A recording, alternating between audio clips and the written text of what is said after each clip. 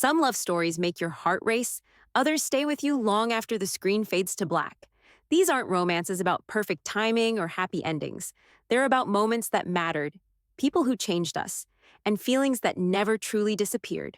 The dramas you're about to revisit didn't promise forever. They promised honesty. And sometimes, that hurts more beautifully than any fairy tale ever could. This is a collection of love stories that didn't shout, "I love you," but proved it in silence.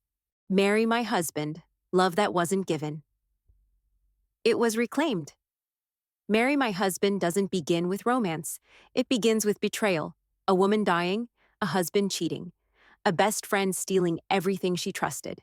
Kang Ji-won's life ends in the most humiliating way imaginable.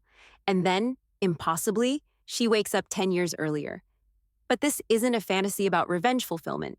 It's a story about reclaiming agency. Ji-won doesn't go back to fix love. She goes back to fix herself. She learns to say no. She learns to walk away. She learns that kindness without boundaries becomes self-destruction. And then, quietly, love appears, not as obsession, not as rescue, but as recognition. A man who doesn't ask her to endure, a man who doesn't benefit from her sacrifice, a man who sees her worth before she has to prove it.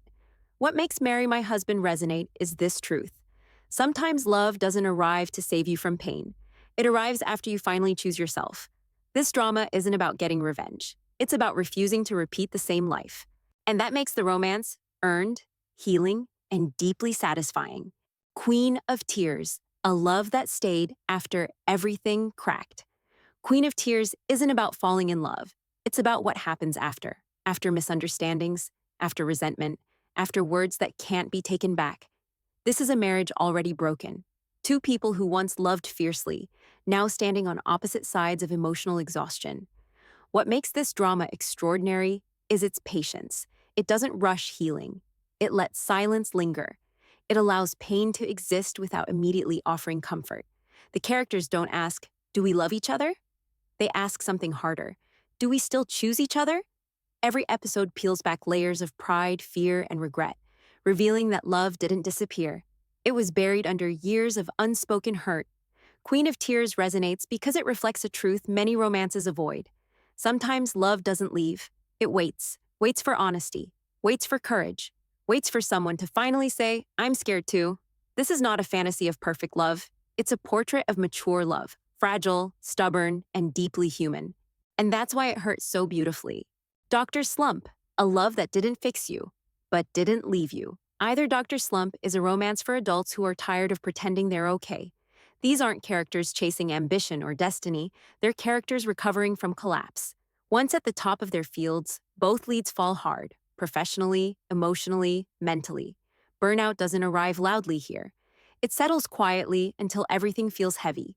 Their romance doesn't begin with attraction, it begins with understanding. They don't ask, "What do you want to be?" They ask, "Are you surviving today?" Love in Dr. Slump is not about inspiration. It's about permission. Permission to rest, permission to fail, permission to exist without proving your worth. What makes this drama resonate so deeply is its honesty. Love doesn't cure depression. Love doesn't magically erase trauma, but it can sit beside you in silence, and that can be enough to keep going. Dr. Slump reminds us that romance doesn't have to be dramatic to be life-changing. Sometimes the most powerful love story is simply two people choosing not to give up, together. The GENIE, Make-A-Wish. A love that knew its ending, and loved anyway. The GENIE, Make-A-Wish may look like a fantasy, but at its core, it is one of the loneliest love stories in recent K-drama history. Susie's character is not a woman chasing miracles. She is a woman worn down by life, by emotional fatigue, by expectations, by the quiet disappointment of waking up every day and feeling nothing change. And then there is the GENIE, a being who has existed for centuries, granting wishes for others, yet never allowed to want anything for himself. Their relationship grows in the space between what can be said and what must never be asked. Every moment they share carries weight, because both of them know time is borrowed. The GENIE understands human happiness better than any human ever could. And that knowledge is his curse. What makes this drama devastating isn't the fantasy rules. It's the restraint. No dramatic declarations, no reckless choices, Just two souls slowly realizing that love doesn't always come to stay. Sometimes it comes to remind you that you are still capable of feeling. This drama asks a painful question. If you knew love would end, would you still choose it? One spring night. When love asked for courage, not passion. One spring night wasn't loud romance. It was restrained, mature, and quietly brave. This was a story about timing that didn't align with expectations. A woman trapped in a long, empty relationship. A single father who knew society would never choose him first. Their connection didn't explode. It unfolded through honest conversations, through hesitation, through fear of disappointing everyone else. This drama didn't romanticize cheating or rebellion. It asked harder questions. What if staying is the real betrayal? What if choosing happiness requires disappointing others? One spring night showed us love that demands courage, not fireworks. And sometimes, choosing love means choosing yourself for the first time. Reply 1988, love that lived in everyday moments. Reply 1988 wasn't about romance. And that's why its love story hurt the most. This drama didn't chase dramatic confessions or perfect timing. It lived in alleyways, shared meals, late-night snacks, parents calling their kids home. Love existed quietly, in the boy who never said anything, in the girl who never realized what she had.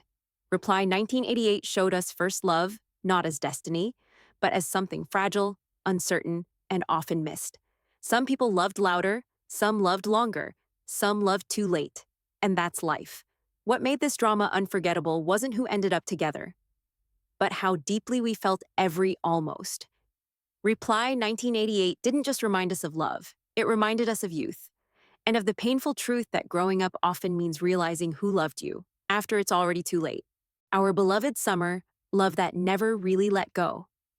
Some breakups don't end love, they just pause it. Our beloved summer was about two people who broke up, not because they stopped loving each other, but because they didn't know how to love yet. Choi Wong loved quietly. He avoided conflict. He hid behind distance. Kook Yeon-soo loved fiercely.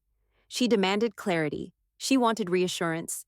And when those two styles collided, they fell apart.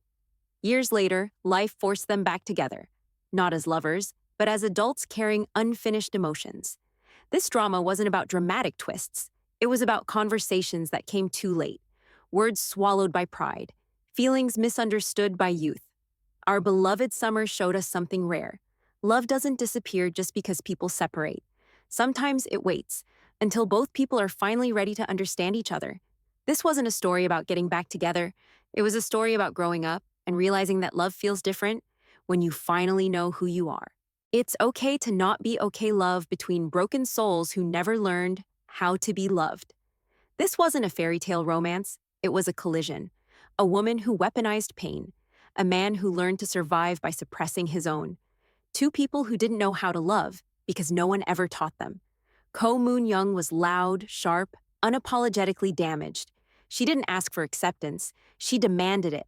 Moon Gang-tae lived the opposite life, quiet, restrained, endlessly sacrificing himself for others, especially for his brother, especially at the cost of his own happiness.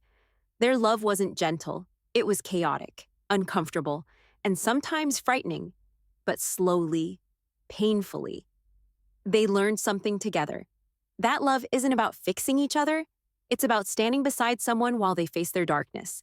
This drama didn't tell us love heals everything. It told us healing is messy, nonlinear, and sometimes selfish.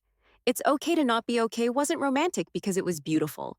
It was romantic because it was honest. Because it said something many of us needed to hear. You don't have to be okay to be loved. My Mister, a love story that never said, I love you. My Mister isn't a romance you recommend lightly because it doesn't give you butterflies, it gives you weight. This is a story about two broken people, not falling in love, but finding each other in the quiet ruins of their lives. Jian had nothing. No safety, no warmth, only survival. Dong-hoon had everything he was supposed to want, yet felt empty, trapped, invisible.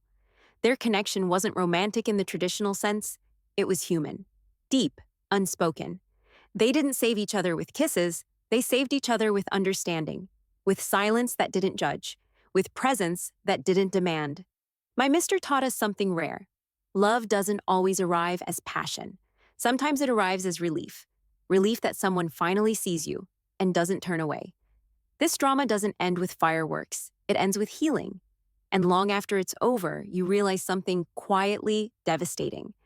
My Mister didn't just tell a story, it changed the way you understand love. 2521.